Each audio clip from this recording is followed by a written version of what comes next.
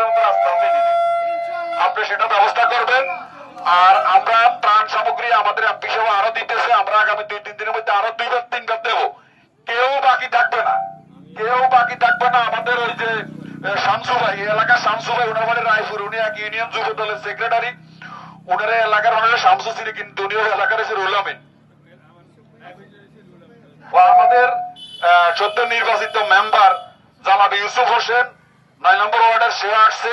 আমরা আপনাদের সবার ঘরে, যেরকম করোনার সময় আমরা প্রতিটা ঘরে ত্রাণ পৌঁছাইছি, আমরা সকলের ঘরে আমরা ত্রাণ পৌঁছাবো ইনশাল্লাহ। আপনারা সকলে পাইবেন, যে যেভাবে দিতেছে। আমি আজকে মসজিদে বলে দিছি, যার যার অবস্থান থেকে আপনারা দিবেন। আমাদের নবাবের ইঞ্জিনিয়ার সাহেবরা দিব, সবাই দিবে, প্যারামাউন্ট গ্রুপ সবাই দিবে, আপনারা পাইবেন ইনশাল্লাহ। তো আজকে যে একটা জাম পান তা নিবেন, বেজার হওয়ার কিছু নাই।